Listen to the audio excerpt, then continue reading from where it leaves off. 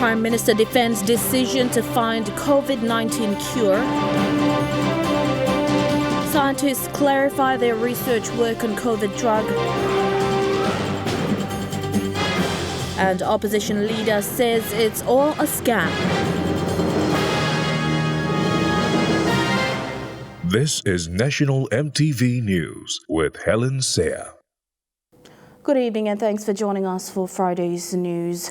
Prime Minister James Marape has defended his actions to approve 10.2 million kina research funding to New Guinea Biomed, a company created overnight for the purpose of procuring COVID-19 drugs. Marape, in a statement last night, said this is the start of the process to engage this company to find a cure for COVID-19. He was also disappointed that a confidential NEC document was leaked to the public. This is the second time a confidential NEC document has been leaked to the public, and Marape expressed disappointment about it. He described this as a deliberate attempt by people to discredit his government. He said while the government's process to engage New Guinea Biomed is not complete, an agent of opposition is running loose within government systems, siphoning off confidential documents and leaking them to media to make inferences of impropriety and corruption. He stressed that there was nothing illegal or improper about engaging PNG chemists, biologists and doctors to research into possible vaccines for COVID-19. Marape says his government will continue to support those who want to do research. He said the scientists involved in this project presented a case to the COVID-19 controller, David Manning, and the medical and science community that they may be on to something big. And while this may be true, or vice versa, he says he is not a prime minister who would want to kill creativity, research, science and study. He adds PNG is a nation of huge biodiversity and scientists can find new medicines amidst all this biodiversity. He urged PNG doctors and scientists, including those at the PNG Institute of Medical Research, to do more research. Ruth Rungola, National EMTV News. The newly created research company New Guinea Biomed today met with the media to clarify its work and the support it is seeking from the government. The business is made up of academics from the University of Papua New Guinea. These are some of the shareholders of the newly created New Guinea Biomed Limited. Most of them are academics from the University of Papua New Guinea.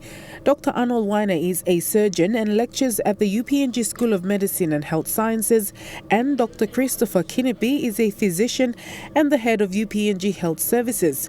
The others specialize in chemistry, while Dr. Bomai Karinga is a structural and molecular biologist. Like scientists throughout the world, they also put their knowledge to use in trying to understand the COVID-19 molecular structure and how to combat it. As a citizen of this nation, we must also involve in the fight against this common but unseen enemy. And that's exactly what my team and I have been doing for the past 6 months. It's nothing new, they explained. They just had to cross-check and mix existing drugs to find a blend that works. It was all computer work and nothing to do with laboratory testings. What we did, we opened the structure of the COVID-19. So what we did was actually send those drugs to actually arrest the COVID-19.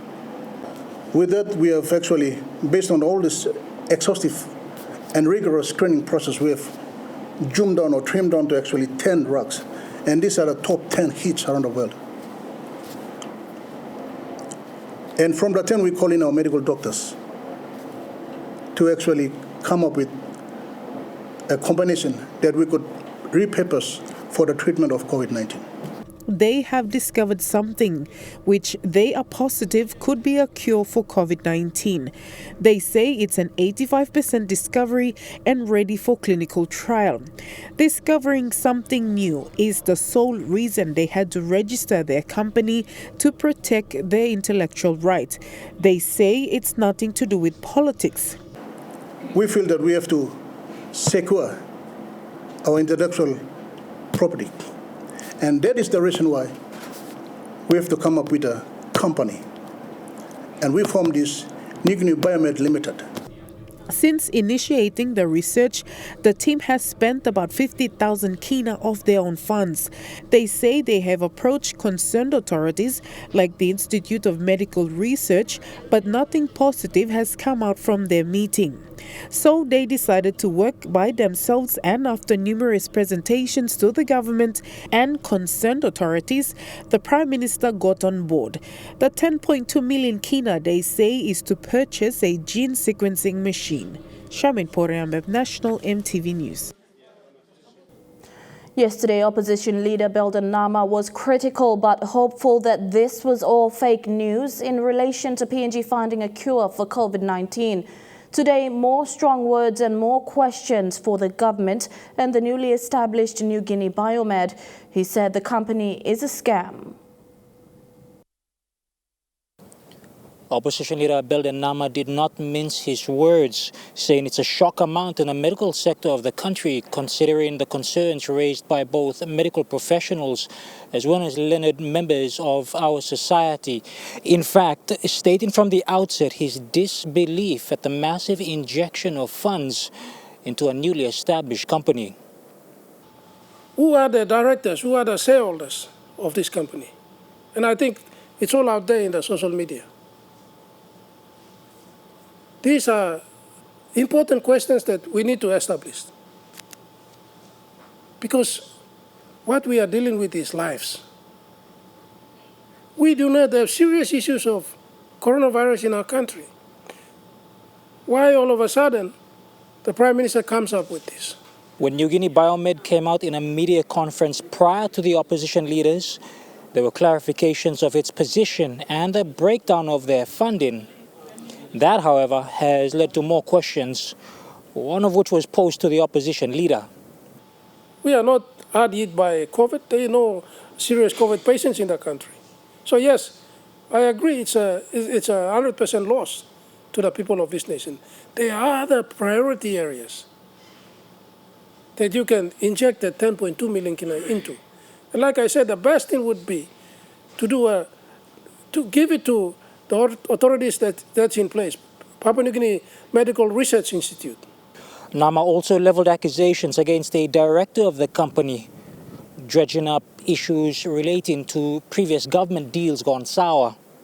These issues bring into light concerns that had occurred in the Morobe province, with one of the shareholders, Elizabeth Bradshaw, currently working as a consultant to the Morobe provincial government, advising the government on matters relating to the Wafi Golpu mine and the provincial government's business arm.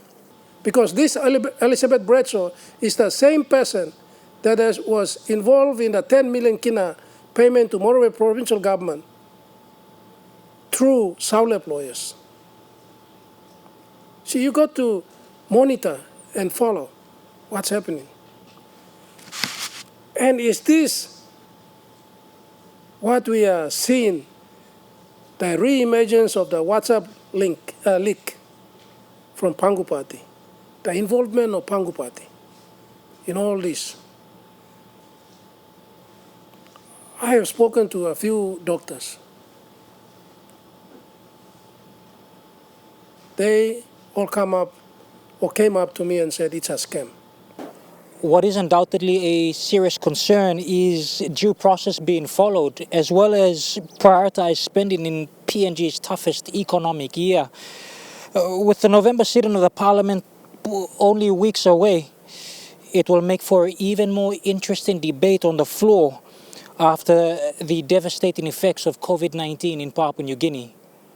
Jeremy Mogi, National TV News. A Hong Kong-based company with links to Chen Mailin, the Chinese tycoon who visited the country to donate face masks during the COVID-19 lockdown, has been granted a contract to dredge and export sand at the mouth of Fly River in Western Province. The Hong Kong Finance Commercial Group Limited will invest 80 million kina monthly in this project with no cost to the government. Sand dredged and extracted from this project will be shipped back to Hong Kong and utilized there. Environment Minister Vera Morris says this is a waste management project intended to dredge sand from the Fly River system, and this activity will be implemented with no cost to the PNG government. The company will invest 80 million kina monthly on this project, and interestingly, the sand dredged from here will be shipped back to Hong Kong. Well, they have got to get rid of the waste, and the waste that have been contaminated by activities of the mine, and they can take them away. We don't want to know where they take them away to. When asked if this was some sort of sand mining being done in the name of waste management, Mori outrightly denied this. It is understood OTML is yet to put in place an environment improvement plan, but Mori says he will use his powers as the minister to ask Octedi to put this in place so the contractor can move in and participate in what he calls a cleanup of the river system. He says he also plans to apply this in other projects like the Ramu River and other river systems where sedimentation affects the river deltas. Ruth Rongola, National EMTV News. Among stories after the break, Alotau market tour and updates on the progress of the national exams. Stay with us for the details.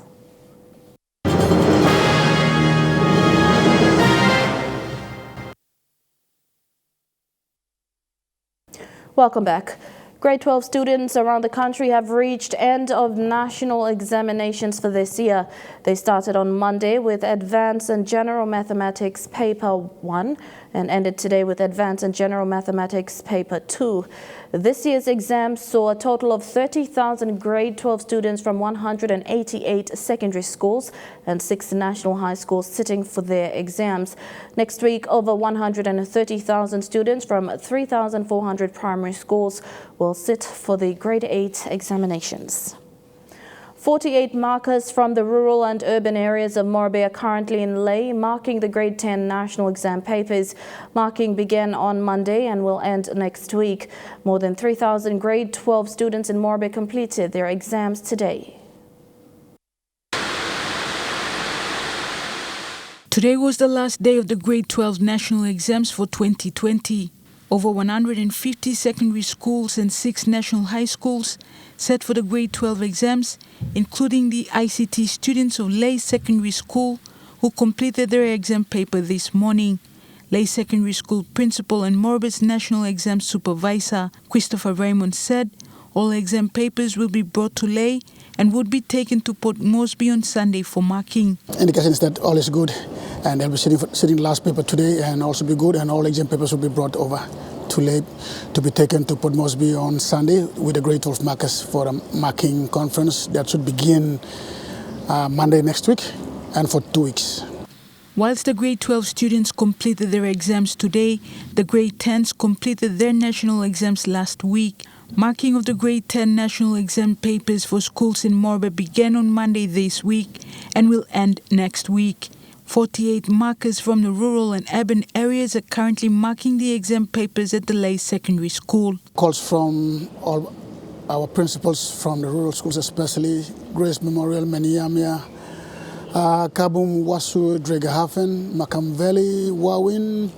All indication is that there is no mishaps. Everything is progressing well, and they're quite happy, and indication is that all is good.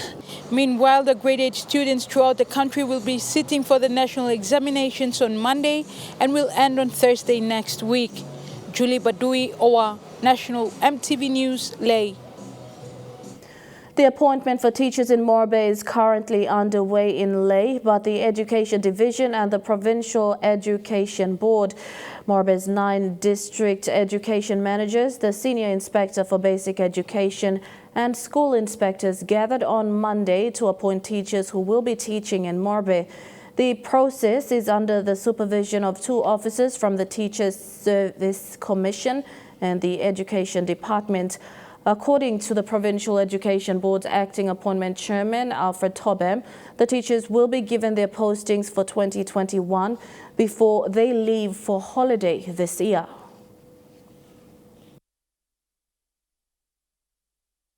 This year, most of the schools were re-advertised.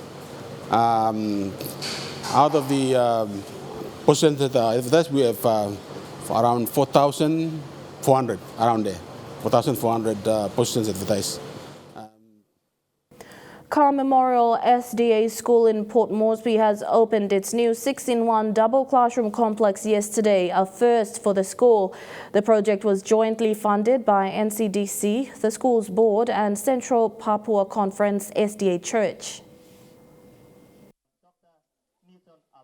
Like many schools in the city, Carr Memorial SDA School's admission increases every year. And with the school's aging infrastructure, that is a concern. The 6-in-1 classroom complex will now solve that. In thanking NCDC for its support, the school's PNC chairman Andrew Solomon says the classroom will be used as a transiting classroom while the school's redevelopment program kicks in. And we will go in to start to demolish a lot of buildings around here and start to go into the redevelopment. The redevelopment will cost us close to 22 million for the Carr Memorial Adventist Primary School. It is a huge project, and we go in partnership with the government of Papua New Guinea with the Seventh-day Adventist Church, because the school belongs to the Seventh-day Adventist Church. But most of all, I'd like to say thank you to Honorable Powers Paco for coming in to support us. He also praised the teachers and students and urged them to look after the new classroom. School principal Miss Nita Bland shared similar sentiment and assured NCDC and Central Papua Conference SDA Church that they will look after the classroom. The classroom will be used by the grade 7 students in 2021. Yana Zoriri, National EMTV News. Meanwhile, Carr Memorial SDA School PNC Chairman Andrew Solomon has called on the government to stop the continuous blackouts in the city. He said the frequent blackouts has affected preparations for grade 8 exams next week. We're having grade 8s doing the exam next week. So I'm calling on the national government not to, play around with this power, the continuous power blackout, So they have to let the power go through and let the students sit for the exam so that they can complete the exam successfully. Thank you.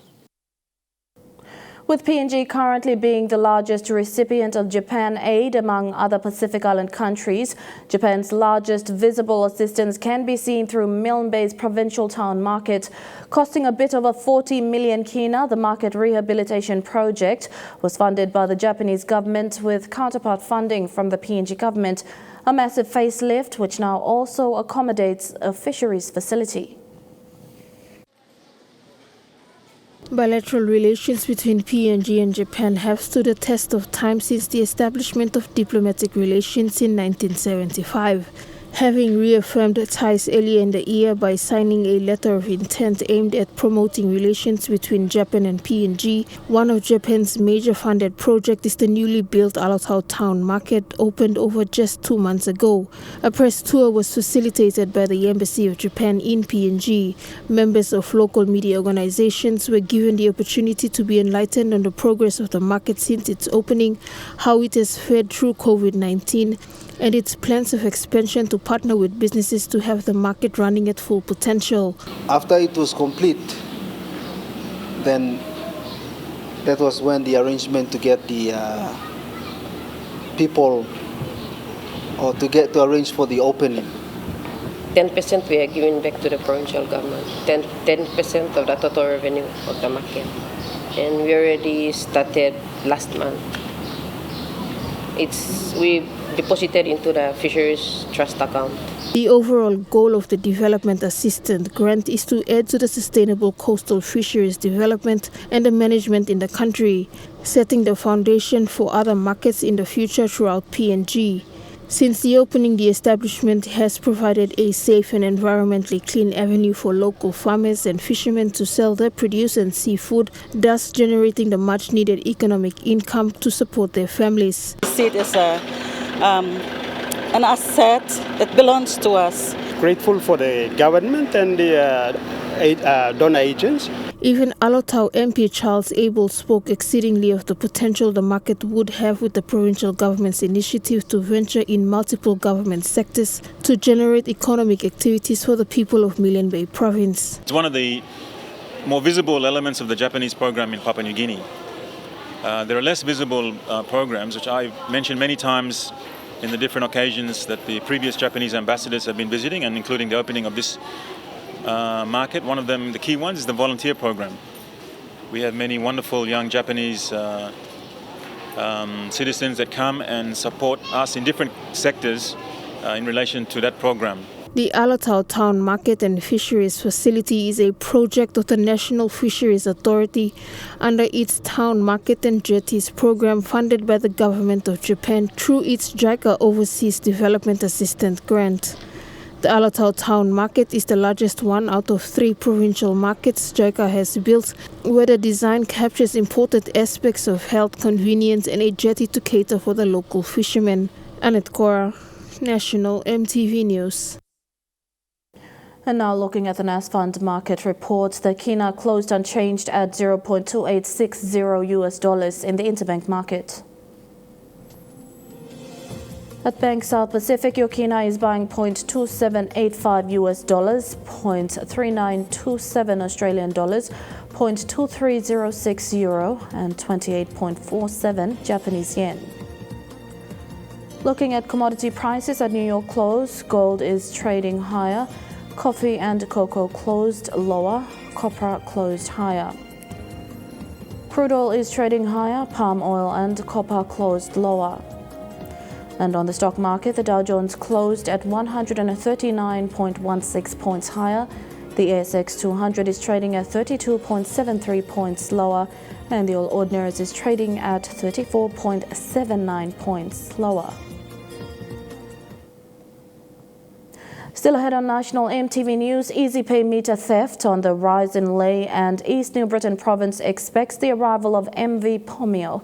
Details after the break.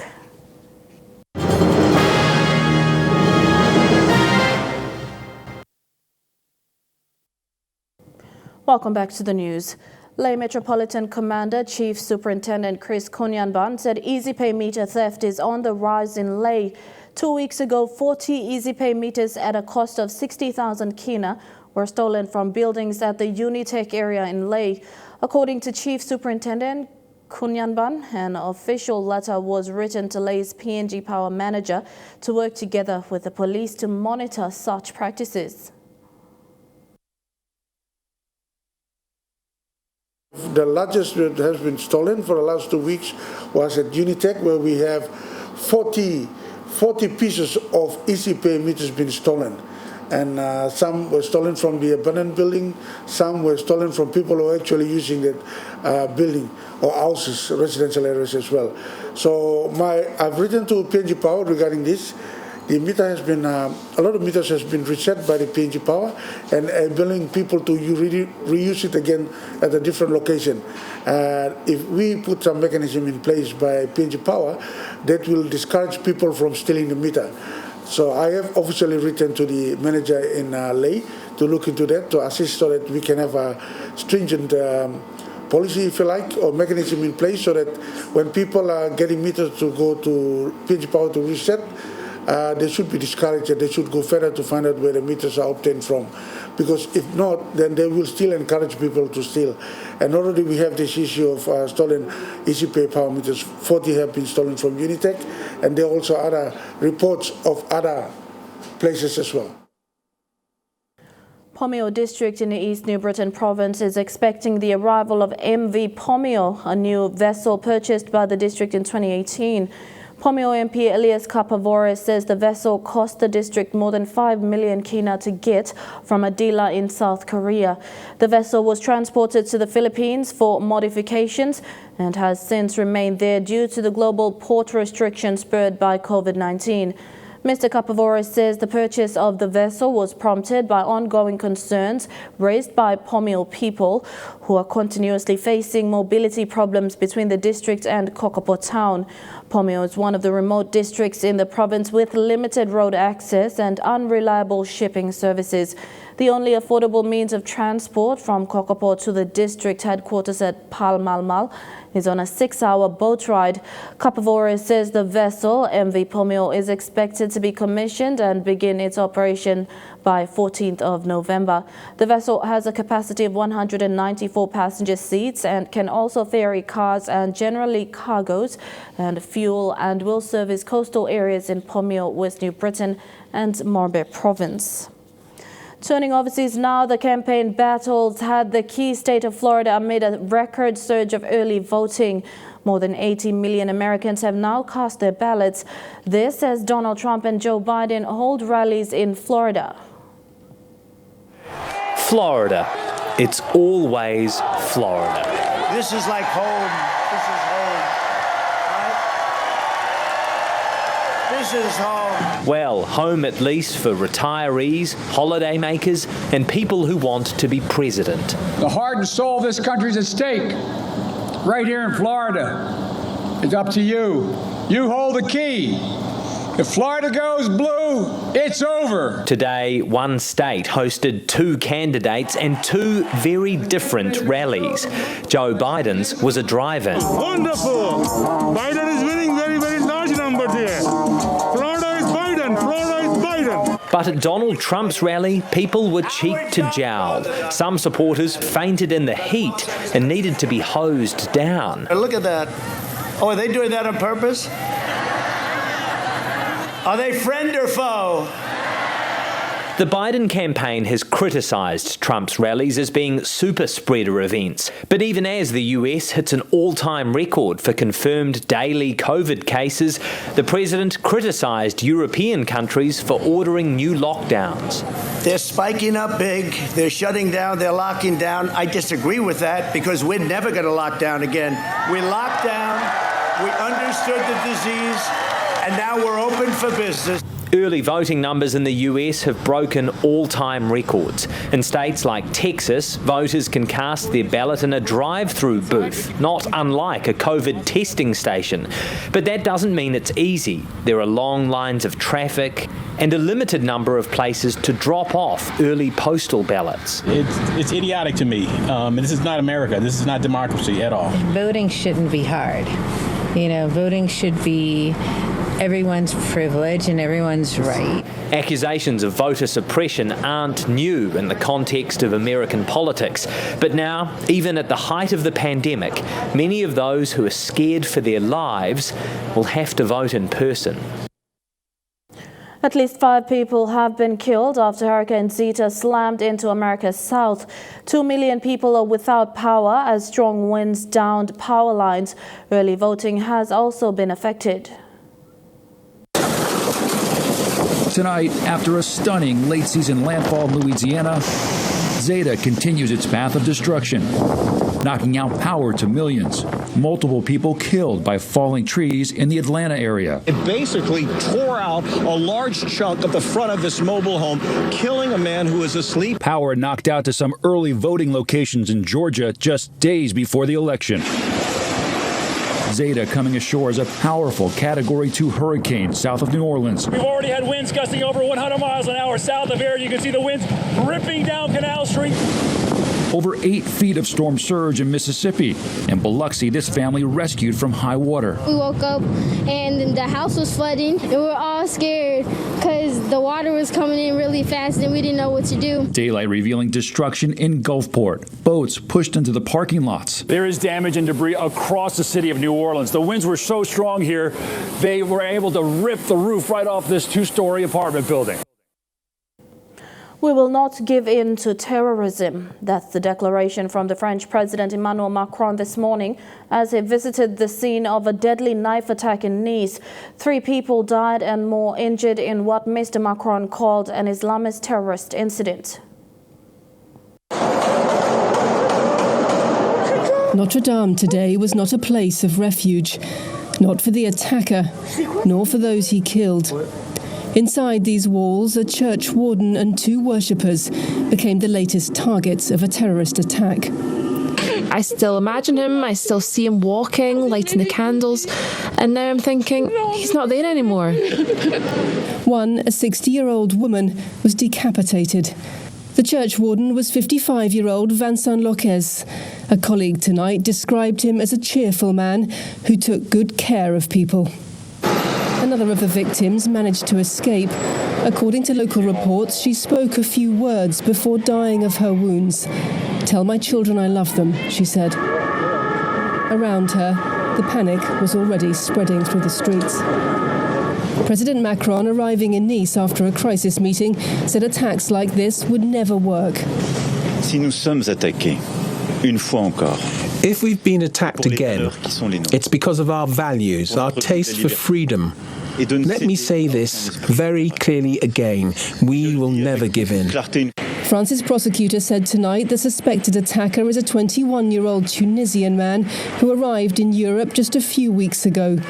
It's less than 2 weeks since France mourned its last terrorist attack. The decapitation of a history teacher in a suburb of Paris triggered a wave of secular defiance here.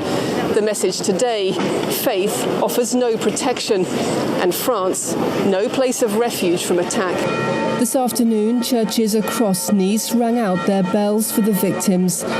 They weren't symbols this morning, just 3 local people: a church warden, a worshipper, and a mother whose last words were of love. Chukai Sports is next. Kilawani joins us at the sports desk. Thank you, Helen. The Melbourne Cup dilemma and 99 students graduate from Cricket for Good program. Details after the break.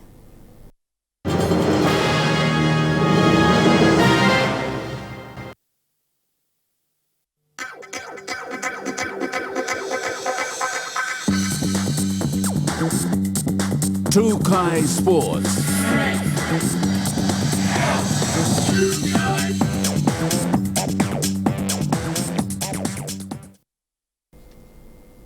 Welcome to Chukai Sports. It's the race that stops the nation. The famous Melbourne Cup is on the 4th of November 2020, which is next week. The heat is on as bookmakers table bets from punters. However, in PNG, the national response team is yet to give an approval for betting shops to open at least 2 days ahead to limit crowding. The current restrictions only allow shops to operate on Wednesday, which apparently is race day. We're only allowed to open Wednesday to Saturday at the moment. So we have made application to the government to extend that so that we can open on Tuesday. And in fact, we've actually asked to open from Sunday, Monday and Tuesday on that week so that we can spread the people out. They're able to bet on the Melbourne Cup from Sunday. So to help with the crowding, it would be better if they could bet over 3 days instead of just 1 day. So we are hopeful and we're waiting to hear back a decision from the government. It's up to the government, but the nightclubs are open all the time. The poker machine clubs are open 7 days a week, and we're the only ones with a big restriction. It is the first time for an International Cricket Council recognized program to roll out in a tertiary institution in Papua New Guinea. The Cricket for Good program, which won an award from ICC early this year, conducted a graduation of 99 students at the Sacred Heart Teachers College in the nation's capital today. 99 students of Sacred Heart Teachers College are now C4G certified, and International Cricket Council recognized a certificate. The graduation started with friendly matches before the presentation of certificates today.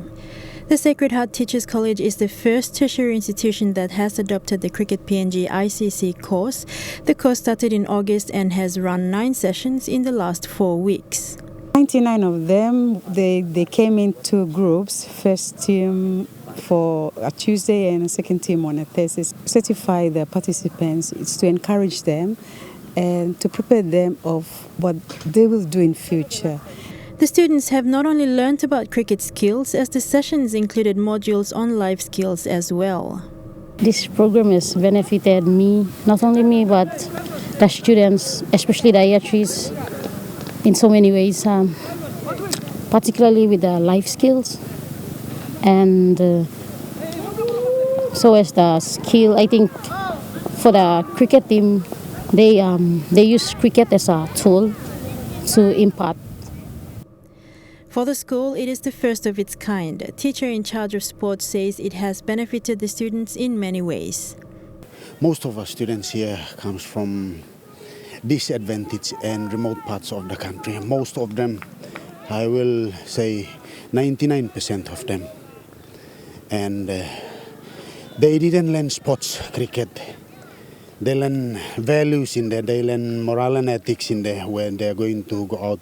When they are imparting the actual sports, which is cricket, they're imparting everything in there, the life skills, the values in there to the students. Not only the students, the teachers where they are posted, the schools, the school community, the surrounding community, they will impart those knowledge within the sport itself. And he is excited as the school and Cricket PNG have signed a contract of 5 years to roll out the Cricket for Good program. More to come in Trukai Sports on the other side of this break. Stay with us.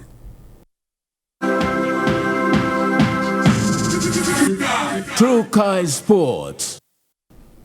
Welcome back. To rugby in New Zealand, and the first big test in hostile territory has arrived for All Blacks captain Sam Cane. The All Blacks at ANZ Stadium 5 years ago, Kane has spoken about how vocal he'll be to get his players in line as they look to avoid another Sydney upset. Might depend a little bit on the situation or how we're feeling, but test matches and big games, I find it's so much about staying focused, task to task. But yeah, I can spark up sometimes when it's needed. Fun fact, Sam Cane was 10 the last time the Wallabies won the Bledisloe Cup. That was a Sydney decider back in 2002. All the more reason for him to keep this exceptional run going. After 3 months on the sidelines, Nani Laumape is set to complete his recovery from a broken arm tomorrow. The 27-year-old is used to doing things the hard way. Nani Laumape was at the top of his game, running over the top of his opponents. After missing out on World Cup selection last year, his response couldn't have been more emphatic. But just as he was hitting the peak of his powers, injuries struck in July. It was really tough, but I'm really lucky that I had a really good support system around me and had a good partner in Mavis. She helped me get me through those days where it was tough. Days turned into weeks and then months. The road to recovery and missing out on rugby equally painful. Breaking my arm was tough, having to watch the boys carry on playing and not knowing if I'll be back or not, and it was kind of those things that there was nothing that I could do to try help the injury heal or whatever. It was either going to heal or wasn't. But like many of his previous career setbacks, he didn't shy away from the hard work required. It's an attitude that served him well ever since the days helping his parents make ends meet growing up in Palmerston North. We didn't really have much growing up. I remember when I was young, we worked on the farm picking asparagus and peas and courgettes and stuff like that. So like when it came to school, the holidays, I used to hate school holidays because I had to go work on the farm. Picking peas, I hated picking asparagus and peas so much, but I just trained, I just promised myself I'm not coming back to work on these farms. Tomorrow night he runs onto a different sort of paddock, but still carries those family memories from the farm. As everything in the 27-year-old's life, he'll take on the Wallabies Challenge in Sydney head on. And we end Trukai Sports there. Helen will be back with the weather report. Bye for now. Trukai Sports.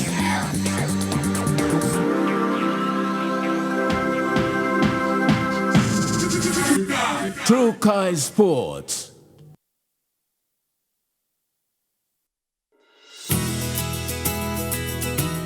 This weather update is proudly brought to you by MoniPlus, with you always.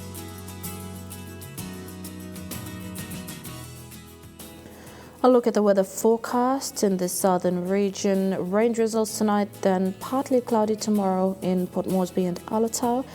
Fine, although partly cloudy tonight with morning drizzles in Daru. Rain showers and drizzles tonight, then a fine cloudy morning in Kerma and rain showers and thunder tonight, then partly cloudy morning in Popondetta tomorrow.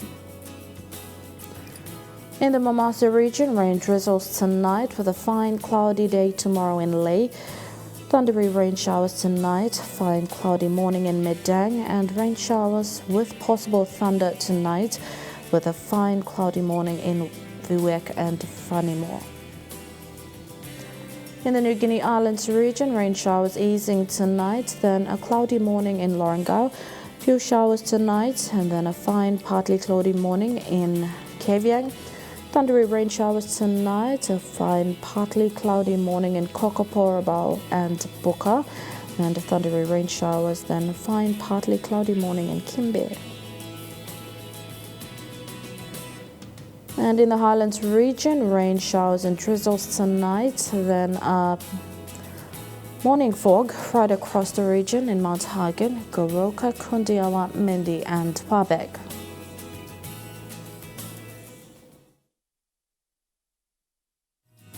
The weather update was proudly brought to you by MoniPlus, with you always.